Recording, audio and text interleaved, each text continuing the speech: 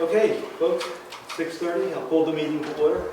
Please join me in saluting the flag. I pledge allegiance To the flag of the United States of America and to the republic for which it stands, one nation, under God, indivisible, with liberty and justice for all.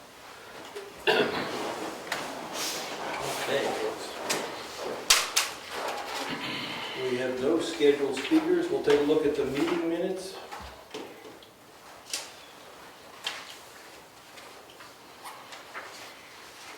And the first one is from June 16th. Did you get all your changes in?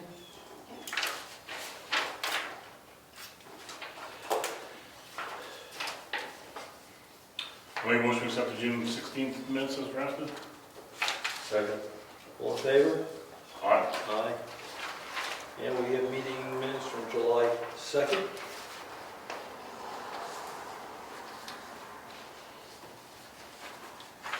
Make a motion to accept July 2nd minutes as drafted?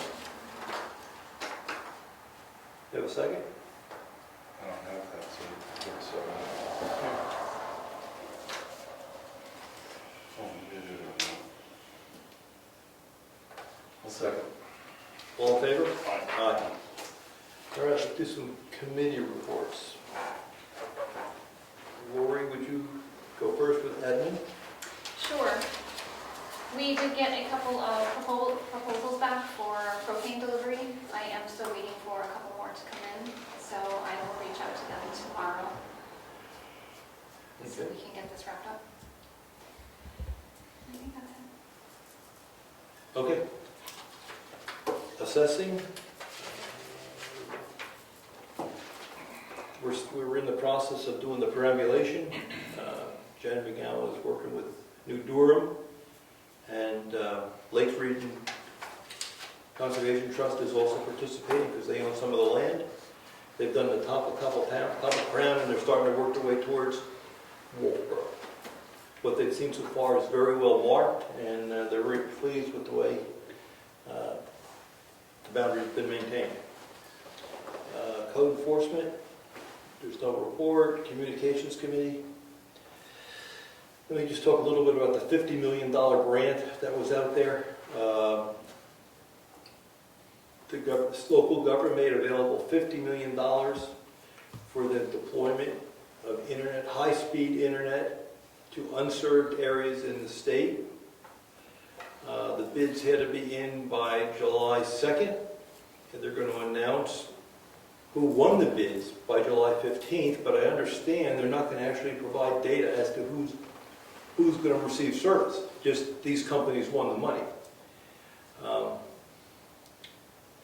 We communicated with the chairman of Charter Communications, lobbying him to consider Brookfield in the bidding process, and with the vice president from Comcast, who's responsible for business communications, again, lobbying him to support the deployment of high-speed internet to the unserved portions of Brookfield. We're waiting to see what happens. The work has to be done by December 15th. So given it's December 15th, there's only 2 companies that actually can bid in our area. People that have the infrastructure in place, have the permission to be on the poles, with all the pole licenses, hence it's Spectrum and/or Consolidated for Brookfield. Okay, Conservation Commission. I sent you some email. This Eagle Scout's going to start his project tomorrow morning. He's going to be marking a trail from the parking area on Cottle Hill down to the rail trail. And they're going to be blazing it and cleaning it up, and they start that project tomorrow. Forest Fire Management, there's no report. Grant Review Committee, we disbanded that Grant Review Committee. There was no activity. It was just so we said, Officially? yeah, go one of our meetings. Point of order. It wasn't eliminated. The work would continue on creating a process, but the process of having grants go through it has ceased. Yeah, I don't think we disbanded, I thought we more or less suspended their involvement Okay, until they were able to get a process in place, and then so where do you stand on the process? What are you doing on the We're process? still working on the process. Any progress to announce? Not to announce yet. Okay, next month. We're looking for a report next month. Heritage Commission, you folks meeting tomorrow night? We are not meeting tomorrow night. I am writing an article for the rail trail for a kiosk that they put on Clark Road on the rail trail at that point, on an old small depot building that used to be there, and also on activity at probably the Pike Mill right down, also in that area. So I'm working on that for the next couple of weeks. We've got joint loss management. We haven't had a meeting in a long time on that. We might want to revisit scheduling one of those when we have an opportunity to go over some of those issues.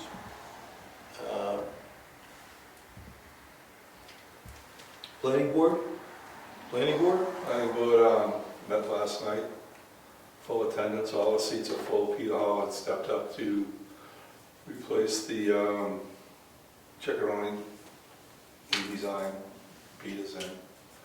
Everyone's sworn in. Activity last night working on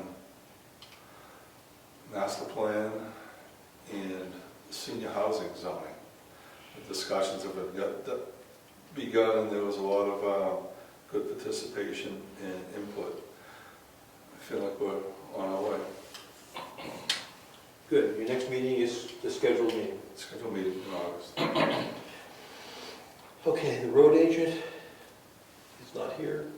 Supervisor of the checklist and the moderator. Let me talk a little bit about that. There's been quite a discussion going on how and where we're going to be voting this September. There's been one proposal put before the Board of Selectmen that we do it outside in the parking lot. There's another proposal that is we do it next door with social distancing the best we can. The town moderators have been meeting with the Secretary of State by Zoom to talk about the options and what the recommendations are. The state is providing protective equipment for all the people working the polls, and that's going to be managed through our town clerk and our emergency management director. They're going to take care of getting the right equipment and get it in place. It's supposed to be good enough for us to use September, November, and March. It'll be enough for us to get through that period of time. We're going to have to make a decision where we're going to have that voting. You saw some of the mail coming from the moderator and the election officials. They want to meet with us a couple of weeks before September. That's like 2 weeks from now. Figuring out where we're going to vote and how we're going to use this parking lot to vote if we're going that direction. Did we get a chance to make some recommendations? It's our goal. They're going to give us the options, and it's our goal. Okay. Whether we vote here, there, or over there. I've been thinking about it, and I would recommend using the townhouse. It's a much larger space. And have a provision for a queue outside if we don't think we have enough space to manage it inside between the two buildings. I think there's going to be a proposed people flow presented, and it's along those lines. For both of these, whether you use the parking lot or whether we go next door, they have a layout of here's how we see people positioning themselves and flowing through the process. So we can have a very good sized queue, socially spaced, properly spaced in the large room, and we put a small room to vote and leave by the back door. Or just the opposite, but that's the idea. It flows one direction. So I guess we're going to have to get those folks in here soon. Today, we'll have to do it the first meeting in August. Okay? Because the good thing, the first election is going to be small. It's not going to be a big turnout. It'll. You know, it's going to be the November one. It's going to, you know. Think it'll be a killer? that's where we're gonna get the numbers. I think the first one's gonna be pretty light. So it'll be a good dry run, to see how things work, flow and overflow and so on. But yeah, I think Rick's right, I think we need to be able to, because one, the weather's too unpredictable and, it's just gonna be easy to set up and leave it set up too. 300 registered voters? 500. 500. Okay, well, that's as huge as it could possibly be. Yeah, exactly. And you're gonna have absentees, right? You know, And there's no Probably a reason. good amount of absentee. I think so. Okay, we'll do that for the first meeting in August. Timber, tax collector, I can tell you that Diana reports that the receipts, even though we had this virus, were very typical for the July payment. It was about 90% of the tax bills were paid, and that was very typical to earlier years. Timber gravel monitor, I know that person, that committee, that individual has wrapped up the timber gravel year. It ends May 1st, and all the warrants have been issued. And once the warrant has been issued, we know that our tax collector will keep track of the payment of the warrant, so that's good. I think we picked up about $28,000 worth of timber income. We've gotten 21,000 in. Okay, there's a little bit more coming. And if we don't bird dog it, it doesn't happen. That's the problem with that. If you don't stay on it, there's no reason for people to pay a bill. Treasurer, you're town clerk, nothing, we'll talk about that later. Treasurer? Treasurer, so I did go online and renew the property and liability insurance policy, which starts July 1st and then goes through next June 30th. So that's all done, was done before their deadline. And I also have the monthly reports for you and payroll and bills to sign. So when we are done with the meeting, I'll give you each the monthly reports as of the end of June. Do you have a manifest or we have to read the bills? I have to read the bills. Okay. Why don't you read them now and we'll make a motion. Read them now. And we'll make a motion to pay and we can sign them later. Okay. Yes, I'll do the checks and probably have them here by Thursday or so. Yeah, probably Thursday. All right. So the first bill is for Primex for the property and liability for the next year, and it's $2,767. Ossipee Aggregates, $274.59. Long Meadow Hardware, somebody bought $20.81, but I don't know who did it and what it's for. It was some PVC stuff. Do we know who did that? Usually they put in, oh, I see a name, never mind. It's for the road agent. All right, he gets credit. Carroll County Registry of Deeds is $73.25.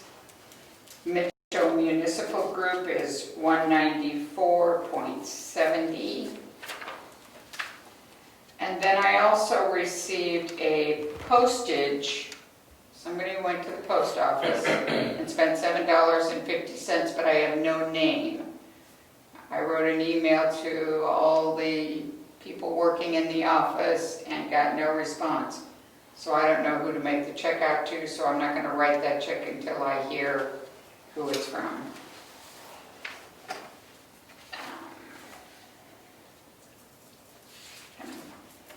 Quarter office machines for the copier for this last quarter, $41.93. The State Department of State for the state of New Hampshire, the vital records invoice is $24. Staples is $69.98. Consolidated is $97.63. And then a credit of $8.56. How many dollars? 8.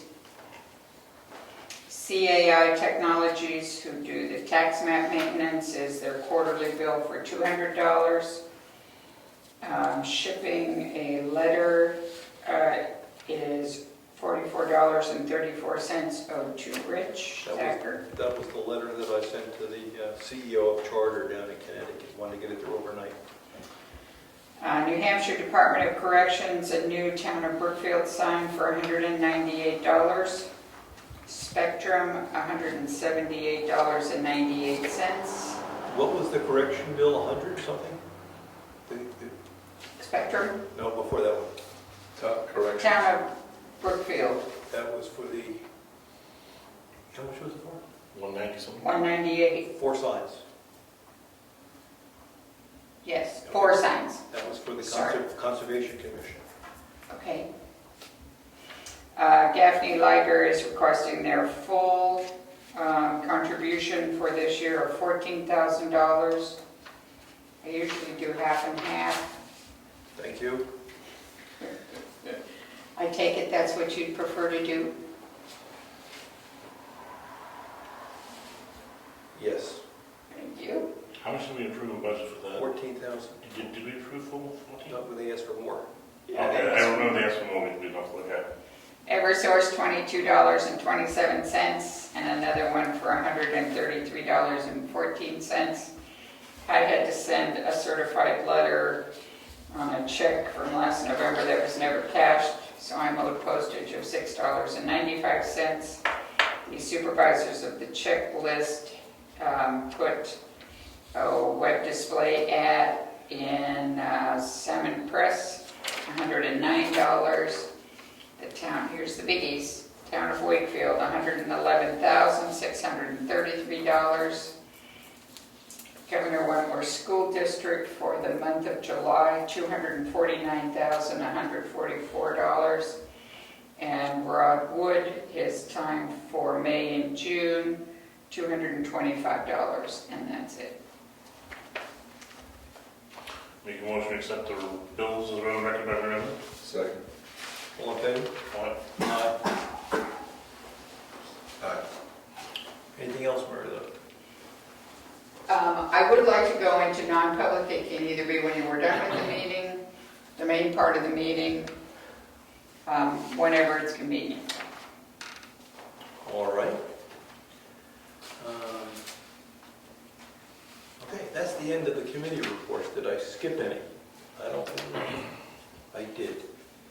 So why don't we do the non-public now? Okay. And make a motion that we go into non-public for Brian will do it. Like employee type issues. employee.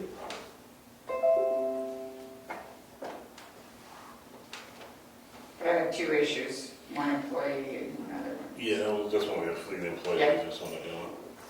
Okay, 91A3, which is dismissal, promotion, or compensation, and the other one is, are they both under that? What was it? It was on COVID-19 related. That's one. Social security related issues. Something Yeah, that's on the bottom, that's on 91A3:2I, consideration related to the preparation and or carrying out emergency functions.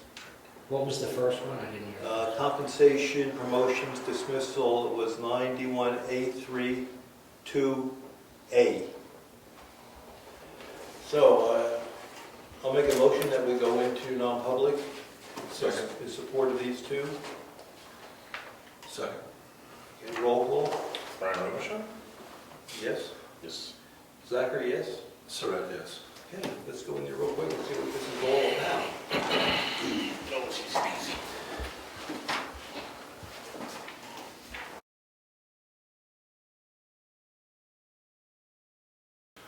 Make a motion that we come out of non-public session. Roll call. Robichaud, yes. Zachary, yes? Who seconded? I didn't hear a second. Not for Jan. I will second that. Sorry. No, thank you. Just roll call it. Thank you. I make a motion that we keep the minutes sealed until some future dates to be determined later. I second that motion. All in favor? Aye. Aye.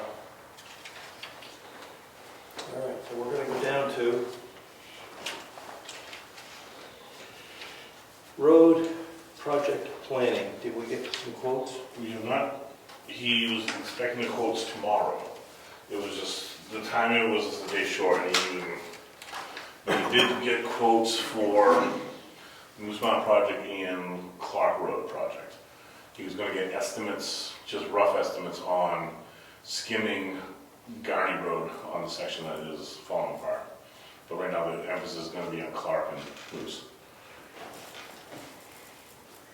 No, we're not talking about all of Clark, we're Oh, talking no, about no, no, this it's- end of Clark. It's a section closer to the side. There was going to be two different variations of the Clark quote. One from the tracks down towards the old farmhouse there with the dog set and whatnot. Another one a little further down, closer to where the guardrails start as you're heading towards Wakefield side down. We've got all kinds of issues with rail tracks when we get close to those. That will slow the job right down. Right, so we want to start right at the edge of it. We don't want to get close to it. Okay, well, we'll a foot, I don't care. That's,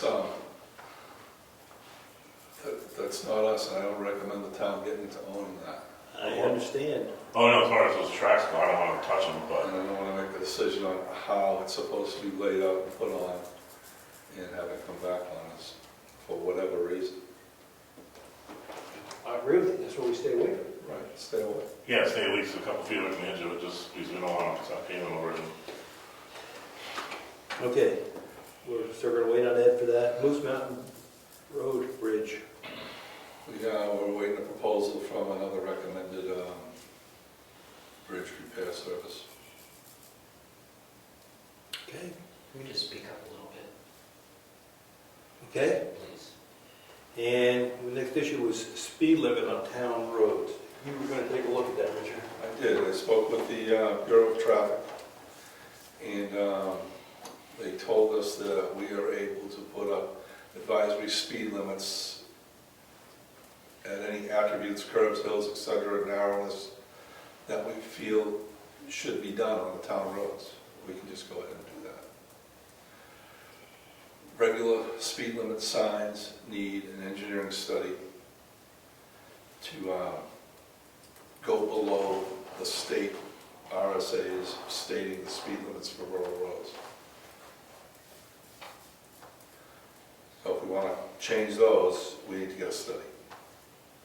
We don't have an engineering department in town, so be it a private engineering firm, I don't know if the county, the regional planning offers that service or not. But the main gist is the advisories we can put up at any time. So you have some ideas where we should put something? Yes, Moose Mountain Road. I'm making a list. Give us a list. Okay. Give us a list in 2 weeks. We'll we go over the list, and then we'll give the list to Ed that order the spots, if we agree. If we agree, okay, I'll put that list together. Good. Now, just two questions. What's an advisory? Do it mean the police not enforce or ticket somebody for breaking it? Well, advisory is a sharp corner, yellow signs, sharp corner ahead, 20, or 45 mile an hour, although they recommend 20. It doesn't mean you can't go around the corner at 45, but if you do, you're at your own risk, Okay. because you're advised to slow down because of the attributes in the road. But it doesn't have any legal ramifications if you were to exceed that. No, I don't think they're gonna put up a speed trap in an advisory. Okay, that's what I was getting at. See, my argument would be, there's parts of town that are no longer rural. You take the beginning of Tumbledown Dick, where all the houses are congested in there, that's not the country anymore. Lightford Road, from Clark up, that's no longer country. So I would argue that that should be a lower speed limit, not because we need to do a study, but because it's no longer country. I don't know if we can get that through under that. Why if it's a state road? Not what we're talking. Lightford is a state road from here to Clark. Right. And I call the residential area from Clark up. Clark to 109? Clark to where the pavement is, Okay. where all those houses are, every 100 feet there's a house. Then it goes by the cemetery, that's woods. I mean, that's rural. There's no question there. And the lower part of Lightford is still pretty rural. But you get these segments where you have developments. Right. And I think that development is just the 25-mile-an-hour speed limit. And maybe you can, But we also have, some roads in this town have active farms on both sides of the road.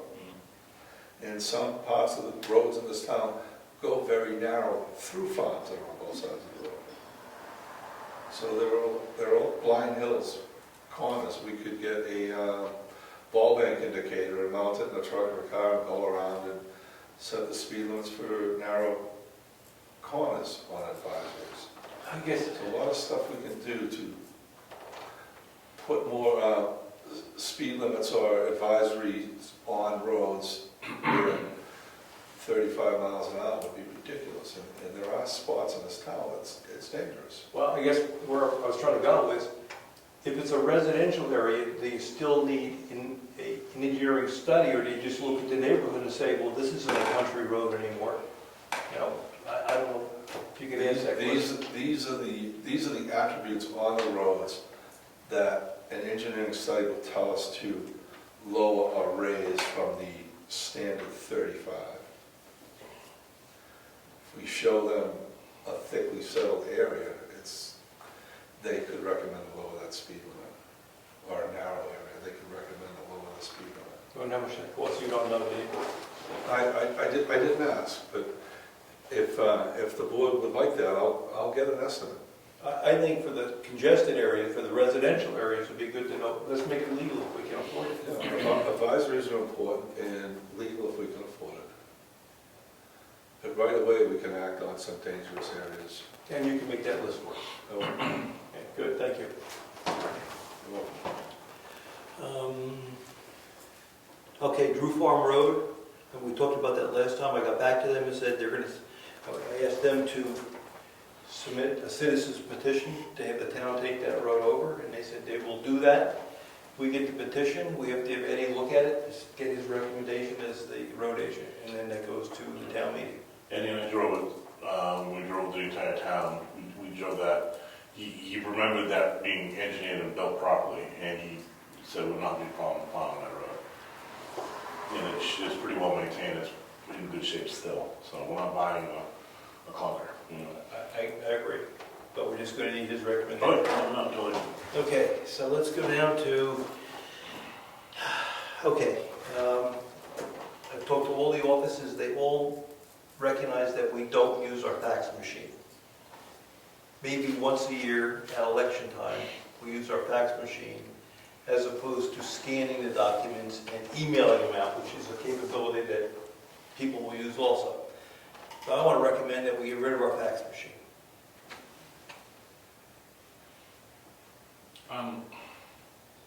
There's not a dedicated line to it, right? There is a dedicated line to it. I thought there was not a dedicated line. Then my next question is going to be, can we make it, I'd like to make it a rollover. So if the first line is busy, it flips to the second line and gets to our answering machine. You try to call in here and you get busy signals when the fax line is not being used because it's a dedicated fax line. So there's really two steps. Yeah. We lose the fax and we have either, I think we have to ask the telephone company to make it a, I think they call it a hunt line. If this is busy, go here. And that would go to our answering machine. What's the technology that overtook fax? I know it's probably been a long time. Scanning. Scanning with an email. You know, we have scanners, Virginia can scan, there's a scanner in here, there's, the only person that uses them, yes. Okay. There's not a lot of people that use the fax machine. Okay, I have no problem with that. And when I reviewed it with the town clerk, she says, I can fax, I can email. Okay, scan an email. So we'll lose the fax machine and make it a, oh yes, Those scanners go to the PCs?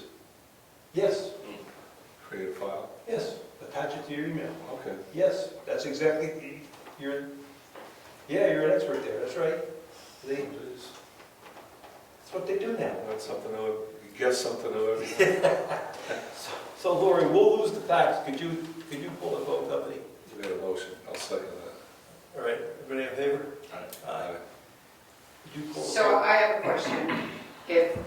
Isn't that also your dedicated alarm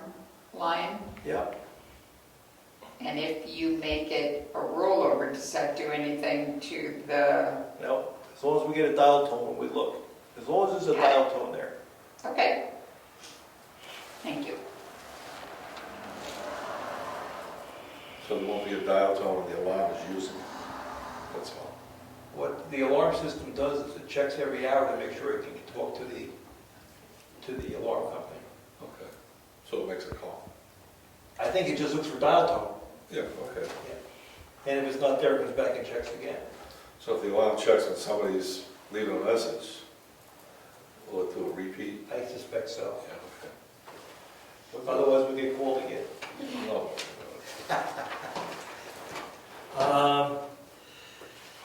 All right, let's do this one. It's been a number of years since we talked about our fee schedule for material being copied in the office. So I'd like to propose that we have a new fee schedule for our documents coming out of the office. This is not planning board, this is not zoning board, this is not assessing. This is the documents that people come and ask for us to produce. And the big change is the photocopies.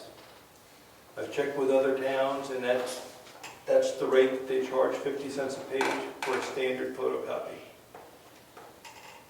So I'd like to propose that we have a hearing, if you folks agree with this, and adopt this as our new fee schedule. That looks good. Yeah. I move that we schedule a hearing to adopt the fee schedule. Second. All in favor? Aye. So what I'd like to do, Lori, I think is make it 15 minutes before one of our meetings. It won't take long to go over this. So that's based upon when we can get it posted in the newspaper. Right? If we can be in for the next meeting, that would be great. If not, Yeah, it's really tight. It's really tight. It's really tight. So, whatever. And I guess we should put a copy of this. You've got it, I emailed it to you. We can put a copy on the web that we're going to talk about this at a hearing. So people know. Yes? Do you want to consider the other fees? I looked at them, and we've got a whole bunch of planning board fees. We've got a whole bunch of assessing fees and zoning board fees. So I think we're going to keep this administrative fees and let the planning board do theirs and the zoning board. I started to go down that path. Yeah. So I think when we put it on the website officially, we're going to have to segment it somehow. This is administrative, and there's planning board fees, and there's assessing fees, and there's ZBA fees. And these don't reflect those. They should look at their fees also. All right, let's do the next easy one. BTLA has rendered a judgment in the suit between Eversource and Brookfield and a lot of other towns. And I put together a spreadsheet of what I think we owe them. And from the year 2014, we overassessed them per BTLA $176,000 and change. So the abatement at our tax rate, which was $19.61 per thousand, means we owe about $3,400 plus interest. We've got 2,049 days worth of interest. So that comes to $1,163 for a total due for that year of $4,600. For 2015, they were overassessed a smaller amount, $155,000. The tax rate was down to $1,898. The abatement amount is $2,900 and change. The interest is $828. So the total for that year is $3,700 and change. I made my calculations that we would issue an abatement check to 8-1 for a total of $8,400 and $8,401.53. The way we work this is, if we agree that we want to do this, it may not be the final number, but if we want to do this, we give it to the lawyer. He asks Eversource if they're interested in taking this as a payment. If they say yes, at least we reset the interest calculations. Right. So I'll make a recommendation that we approve this. We send this to the lawyer, see if we can get Eversource/PSNH to buy into this as our payment. I second that. I agree. All in favor? Aye. I will do that tomorrow. Thank you. Okay, and the next thing. We had an event for 3 weeks. We had a gas leak. We had a gas leak on the generator. So, I called the gas company a week or so ago. They came, I thought they were going to fix it. They just turned the gas off and put a flag on it. Don't use the gas. So we were trying to line up for repair. And I get a phone call this morning from the gas company. We fixed it. However, we can't fix the generator. There's a leak inside the generator we can't get to. We're not authorized to work on generators. I called Aaron Dane. He's not authorized to work on propane. Right? It's one of these on generators. So, Aaron, I had someone lined up to work on that tomorrow, so we go move forward and have a look at it. he's going to take the generator apart. It's in the generator. If he wants to try it, Who services the generator? Aaron But he doesn't do propane. doesn't do propane. He said you got to call like the original provider of the generator, which is about, I think, close to 20 years old. It went in when this went in. Yeah, and I don't have those records. So, Why don't we call a generator company and have it evaluated? Probably know what they're gonna say. well, I asked Aaron what it would cost to replace one. I said, I don't want a quote, I just want a planning number. What do you want, 13 kilowatts or 16 kilowatts? We'd have to talk about that. Yeah. 10 kilowatts. He said, you ever going to put air conditioning in? Then you want 16. If you're not putting air conditioning in, or you don't run the air conditioning, Don't run run the air conditioner. Anyway, it comes in, he would say the job would be under $10,000 to put a brand new Generac in, which he services completely. It goes in and does it. He would attack the generator propane because he's familiar with it. He's not familiar with whoever this is. So that's a planning number we got in the back of our head. But I can call it, see if we can get service. Let them look at it.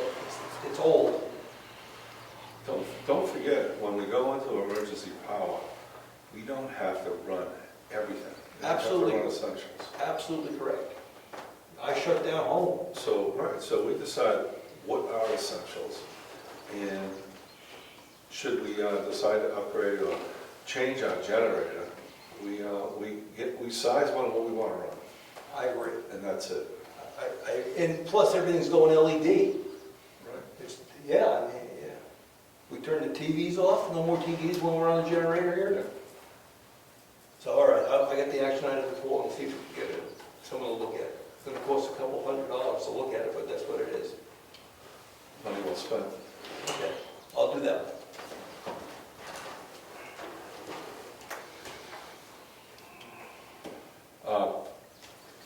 Is the gas still off? It's off to the generator. Everything else is on, everything else was fixed.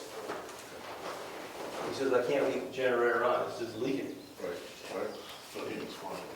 Huh? Don't need to explain. Well, Corey called me Mhm. when he was cutting the grass. I smell propane, come on down, take a whiff. And you nip to get close. And I guess the pipe was leaking in 5 different places. I don't know how it happened, but it was not tight. So maybe we don't need as much propane next year, who knows? Well, the flex hose too, that's the weak link. And I think what happened, that was taut. So I think as the generator vibrated, it was pulling. There's no S in it at all. And I think that's how it, Likely. yeah.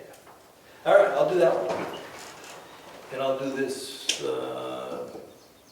PSNH. Anything else from you guys? Road parking lot? That's on the schedule? I rode with Eddie a couple weeks back, rode the entire town.